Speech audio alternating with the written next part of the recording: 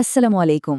আজকের এই বিশেষ বিশ্লেষণে আমরা মধ্যপ্রাচ্যের ভূ রাজনীতিতে ঘটে যাওয়া এক বিশাল পরিবর্তন নিয়ে কথা বলবো।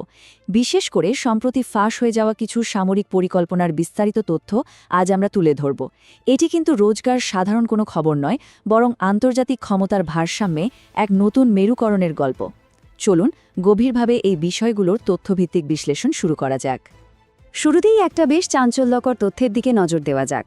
ইসরায়েলের চ্যানেল 12-এর একটি রিপোর্ট সম্প্রতি অত্যন্ত গোপন কিছু তথ্য সামনে এনেছে। রিপোর্টে দাবি করা হচ্ছে, মার্কিন যুক্তরাষ্ট্রের ওপর এখন প্রবল চাপ প্রয়োগ করা হচ্ছে, যাতে তারা ইরানের বিরুদ্ধে একটি অতি দ্রুত এবং ধ্বংসাত্মক আক্রমণ চালায়। এই প্রস্তাবিত আক্রমণের ব্লুপ্রিন্টটা কেমন জানেন? মাত্র ২৪ ঘণ্টার একটি নিবিড় কৌশলগত বোমা বর্ষণ। আর এর মূল লক্ষ্যই হল ইরানের জ্বালানি ও বিদ্যুৎ অবকাঠামো সম্পূর্ণ গুঁড়িয়ে দেওয়া, যাতে তারা এক প্রকার পরাস্ত হতে বাধ্য হয়। আজকের এই প্রতিবেদনে আমরা মূলত 5টি অত্যন্ত গুরুত্বপূর্ণ পয়েন্ট কভার করব। 1. পাওয়ার গ্রিডে হামলার জন্য তৈরি হওয়া চাপ। 2. চীনের স্যাটেলাইট প্রযুক্তির ওপর মার্কিন নিষেধাজ্ঞা। 3. এই অঞ্চলে যুক্তরাজ্যের যুদ্ধজাহাজের প্রবেশ। 4. হরমুজ প্রণালী নিয়ে কূটনৈতিক সতর্কতা। এবং সবশেষে সমুদ্রের তলদেশের আন্ডারসি ক্যাবল নিয়ে তৈরি হওয়ার নতুন এক বিশাল ঝুঁকি। তো চলুন আমাদের প্রথম পয়েন্টে ঢোকা যাক, পাওয়ার গ্রিডে হামলা ও সম্ভাব্য সামরিক পদক্ষেপ। সংবাদ মাধ্যমের খবর অনুযায়ী সরাসরি সামরিক হস্তক্ষেপের জন্য মার্কিন প্রশাসনের কাছে এখন জোরালো তদবির করা হচ্ছে, আর এই চাপটি মূলত আসছে ইসরায়েলের পক্ষ থেকে। এই 430 সংখ্যাটি কিন্তু এখানে ভীষণ গুরুত্বপূর্ণ। রিপোর্ট থেকে জানা যাচ্ছে, ফাঁস হওয়া এই কৌশলগত সামরিক পরিকল্পনার মূল টার্গেট হল আকাশপথে বোমা বর্ষণ করে ইরানের প্রায় 430টি পাওয়ার স্টেশন বা বিদ্যুৎ কেন্দ্র ধ্বংস করে দেওয়া। এর পেছনে উদ্দেশ্যটা একেবারে পরিষ্কার, ইরানের গোটা জ্বালানি অবকাঠামোকে অচল করে দেওয়া, যাতে পুরো দেশটি বিদ্যুৎহীন অন্ধকারে নিমজ্জিত হয় এবং খুব দ্রুত আপোস করতে বাধ্য হয়। বুঝতেই পারছেন এটি কি অভাবনীয় মাত্রার একটি সামরিক স্ট্র্যাটেজি। আমাদের দ্বিতীয় পয়েন্ট, স্যাটেলাইটের নিষেধাজ্ঞা এবং ডিজিটাল প্রক্সি যুদ্ধ। আধুনিক সামরিক রণকৌশল তো এখন আর শুধু আকাশ বা মাটিতেই সীমাবদ্ধ নেই, তাই না? এই ভূ রাজনৈতিক দাবা খেলা এখন মহাকাশ প্রযুক্তি এবং স্যাটেলাইট গোয়েন্দাগিরি পর্যন্ত গড়িয়েছে। মার্কিন যুক্তরাষ্ট্র সম্প্রতি চীনে 3টি গুরুত্বপূর্ণ স্যাটেলাইট কোম্পানির ওপর কঠোর নিষেধাজ্ঞা আরোপ করেছে। স্পেসটি, টাইকং, স্যাংগুয়াং এবং মাইনোভিশন নামের এই কোম্পানিগুলোর বিরুদ্ধে অভিযোগ হল তারা ইরানের ইসলামিক রেভলিউশনারি গার্ড কর্পস বা আইআরজিসিকে সরাসরি প্রযুক্তিগত সহায়তা দিয়েছে। যেমন ধরুন, অরবিট ডেলিভারি মডেলের মাধ্যমে স্যাটেলাইটের নিয়ন্ত্রণ হস্তান্তর করা, কিংবা প্রিন্স সুলতান এয়ারবেসের মতো অত্যন্ত গুরুত্বপূর্ণ সামরিক ঘাঁটির নিখুঁত স্যাটেলাইট ইমেজ সরবরাহ করা। দাবি করা হচ্ছে এই তথ্যের ওপর ভিত্তি করেই ইরান অত্যন্ত নিখুঁতভাবে তাদের সামরিক অভিযান পরিচালনা করতে সক্ষম হয়েছে। তবে এই পুরো পরিস্থিতিতে চীনের আনুষ্ঠানিক প্রতিক্রিয়াও কিন্তু বিশেষভাবে নজর কাড়ার মতো। চীন সরকার একেবারে স্পষ্টভাবে জানিয়ে দিয়েছে যে তারা মার্কিন যুক্তরাষ্ট্রের এই নিষেধাজ্ঞাকে কোনোভাবে স্বীকৃতি দেয় না। শুধু তাই নয়, তারা পরিষ্কার ঘোষণা করেছে যে বিশ্বব্যাপী তাদের ব্যবসা এবং ইরানের সাথে তাদের এই প্রযুক্তিগত ও সামরিক সহযোগিতা আগের মতোই অব্যাহত থাকবে। এটি কিন্তু আন্তর্জাতিক কূটনীতিতে এক নতুন এবং বেশ বড়সড় স্নায়ুযুদ্ধের ইঙ্গিত দিচ্ছে। মহাকাশ এবং আকাশপথের পর এবার নজর দেয়া যাক সমুদ্র সীমায়। আমাদের তৃতীয় পয়েন্ট, যুক্তরাজ্যের যুদ্ধজাহাজ এবং নৌবাহিনীর উপস্থিতি। বৈশ্বিক মিত্রজোটগুলো এখন মধ্যপ্রাচ্যের জলসীমায় তাদের নৌবাহিনীর উপস্থিতি অভাবনীয় হারে বাড়িয়ে চলেছে। সম্প্রতি ভেনেজুয়েলায় মার্কিন যুক্তরাষ্ট্র এবং যুক্তরাজ্যের যৌথ নৌ অভিযানের পরপরই যুক্তরাজ্য তাদের গাইডেড মিসাইল ডেস্ট্রয়ার HMS ড্র্যাগনকে সরাসরি মধ্যপ্রাচ্যের দিকে পাঠাচ্ছে। ধারণা করা হচ্ছে হরমুজ প্রণালীকে কেন্দ্র করে কোনো সম্ভাব্য মিশনের জন্যই এই ভারী অস্ত্রশস্ত্রে সজ্জিত বিশাল যুদ্ধজাহাজটিকে সেখানে মোতায়েন করা হচ্ছে।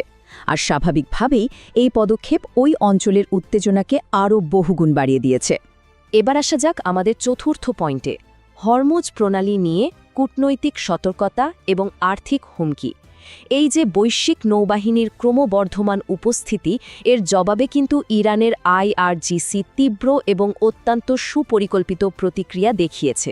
এই প্রণালীর নিয়ন্ত্রণ নিয়ে ইরান মূলত 3টি সরাসরি এবং অত্যন্ত কড়া সতর্কবার্তা দিয়েছে। প্রথমত, যেসব রাষ্ট্র মার্কিন নিষেধাজ্ঞা মেনে চলবে তাদের জন্য হরমুজ প্রণালী দিয়ে জাহাজ চলাচল অত্যন্ত কঠিন করে তোলা হবে। দ্বিতীয়ত, যেসব দেশ রাষ্ট্রসংঘে ইরানের বিরুদ্ধে কোনো রেজলিউশন পাসের সমর্থন করবে তাদের জন্য এই প্রণালী চিরতরে বন্ধ করে দেওয়া হবে। এবং তৃতীয়ত, সমুদ্রের তলদেশে থাকা যোগাযোগের ক্যাবেলগুলো নিয়ন্ত্রণ ইরান নিজেদের হাতে তুলে নেবে। এখান থেকে একটা বিষয় একেবারেই পরিষ্কার, ইরান কিভাবে তাদের ভৌগোলিক সুবিধাকে আন্তর্জাতিক চাপের বিরুদ্ধে একটি মোক্ষম হাতিয়ার হিসেবে ব্যবহার করতে চাইছে। এখানে একটা কূটনৈতিক টানাপোড়েনও চলছে। একদিকে মার্কিন পরামর্শে ক্ষুদ্র দ্বীপরাষ্ট্র বাহরাইন রাষ্ট্রসংঘের নিরাপত্তা পরিষদে একটি রেজলিউশন আনার চেষ্টা করছে, যার মূল লক্ষ্য হল হরমুজ প্রণালীকে উন্মুক্ত রাখা। অন্যদিকে ইরানের জাতীয় নিরাপত্তা কমিশন একেবারে কড়া ভাষায় হুঁশিয়ারি দিয়েছে যে এই ধরনের পদক্ষেপের পরিণতি হবে ভয়াবহ। যারা এই প্রস্তাবে সমর্থন দেবে তাদের জন্য এই প্রণালী পার হওয়া একেবারে অসম্ভব হয়ে পড়বে বলে সাফ জানিয়ে দেওয়া হয়েছে। এবার আমরা চলে এসেছি আমাদের পঞ্চম এবং শেষ পয়েন্টে, আন্ডারসি কেবল, ঝুঁকি এবং বৈশ্বিক ইন্টারনেটের উপর প্রভাব। এই নির্দিষ্ট বিষয়টি কিন্তু একটি আঞ্চলিক সংঘাতকে চোখের পলকে একটি বিশাল বৈশ্বিক অর্থনৈতিক সংকটে পরিণত করার ক্ষমতা রাখে। একটা চমকে দেওয়ার মতো ডেটা আপনাদের জানাই, বিশ্বব্যাপী ইন্টারনেট এবং আর্থিক লেনদেনের প্রায় 15 থেকে 20% ডেটা ট্রাফিক, যা মূলত ইউরোপ, পারস্য উপসাগরীয় দেশ এবং এশিয়ার মধ্যে আদান-প্রদান হয়, তার পুরোটাই কিন্তু এই হরমুজ প্রণালীর তলদেশ দিয়ে যাওয়া ফাইবার অপটিক ক্যাবেলের মাধ্যমে প্রবাহিত হয়। সহজ কথায়, এটি সমগ্র বিশ্ব অর্থনীতির জন্য একটি বিশাল এবং অত্যন্ত স্পর্শকাতর লাইফলাইন।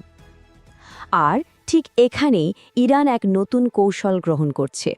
এই বিশাল ডিজিটাল অবকাঠামোর উপর নিয়ন্ত্রণ নিতে তাদের প্রস্তাবিত নিয়মটি হল, এখন থেকে বিদেশি ক্যাবল কোম্পানিগুলোকে কাজ করতে হলে ইরানের অনুমতি নিতে হবে, নির্দিষ্ট হারে অপারেশনাল ফি দিতে হবে এবং সম্পূর্ণভাবে ইরানের ডিজিটাল আইন মেনে চলতে হবে।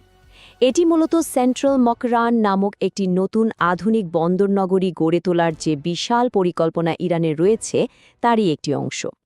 এর মাধ্যমে তারা বিদেশি ইন্টারনেট পরিষেবাকে সরাসরি নিজেদের নিয়মের আওতায় আনতে চাইছে। সবশেষে একটি বিষয় আমাদের সবাইকে গভীরভাবে ভাবাচ্ছে। যদি হরমুজ প্রণালী কেবল একটি অবরুদ্ধ সামরিক নৌপথই নয়, বরং একটি ডিজিটাল চেকপয়েন্টও পরিণত হয়, তবে বিশ্ব অর্থনীতি এই প্রবল ধাক্কা কিভাবে সামলাবে? ভূরাজনীতি, সামরিক শক্তি এবং প্রযুক্তির এই জটিল সমীকরণ আমাদের ঠিক কোন ভবিষ্যতের দিকে নিয়ে যাচ্ছে তা সত্যি এক বিশাল প্রশ্ন।